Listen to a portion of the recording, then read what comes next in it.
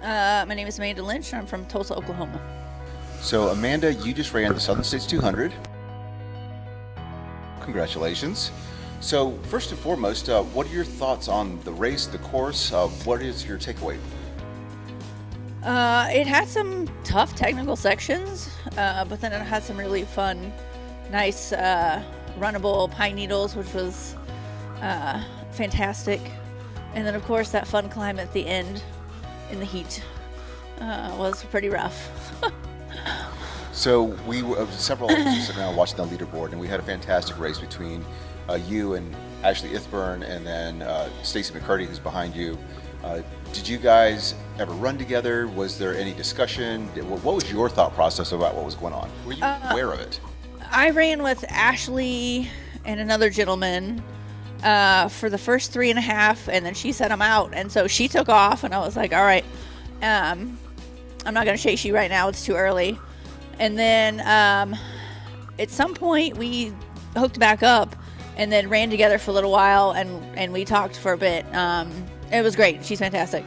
And then at some point, and we kind of leapfrogged, and then at some point I jumped ahead, and I was ahead for a while, and then at about 150 she passed us on a fire road, one of the fire roads, and she was cruising, and she said, I got to get to Coleman Lake because I got to get that massage.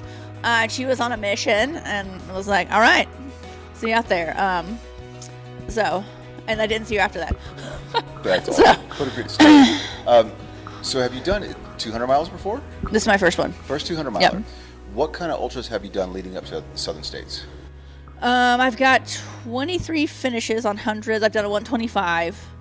So that's been the longest as far as on my feet. Perfect. So. Well, now that you have a 200 on your belt, do you have any tips or tricks for folks who are considering this distance? Because it's a pretty daunting distance.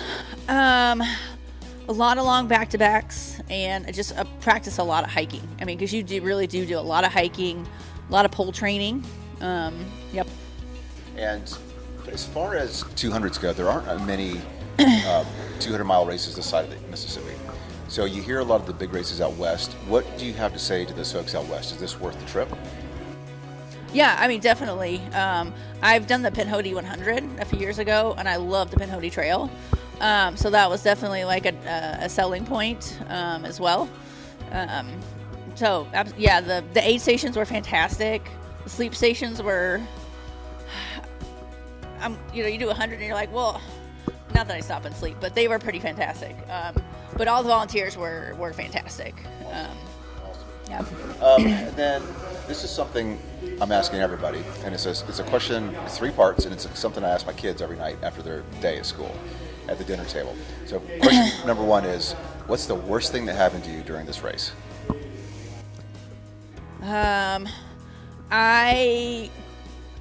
There was a gap, I guess, and I wasn't as prepared as far as with my clothing. I was overdressed, and all of a sudden it got super hot, and I bonked on my calorie, and so I was a little grumpy for a bit. And then I got to the aid station, and then I was fine. Yeah. Part 2 of that is, what's the best thing that happened to you during this race? I got to run 70 miles with a friend of mine, and finished together, which was pretty cool. So, yeah. And then the last thing is, what will be your biggest takeaway from this event? What is the most the umbrella that everything falls under? What will be your biggest memory of the Southern States 200? That you can go for a long time on very little sleep and just keep moving. I wasn't sure because I'd only gone, my longest race, the 125, was like 30 and a half hours, and I didn't have to stop and sleep or anything. So I really had no idea. I thought I was going to hallucinate. I had all these, In fact, my coworkers, one of our coworkers got married Friday night, and I told him I would try to FaceTime him because it'd be pretty deep into it if I had a signal. And I got a signal for about 2 minutes out at Coleman, and I was like, all right, I got to call him right now. And they were like, well, you look pretty good. And I was like, I actually, mentally, I'm pretty good shape. Were you sad you're not hallucinating? And I was like, I I kind of wanted to see what I hallucinated about, but I was like, but I'm also not sad that I'm in like pretty good mental clarity. That's So fantastic. yeah. Well, and then we're going to close with, do you have any last thoughts, or do you have any shout outs you want to give? Anything you wanted to say?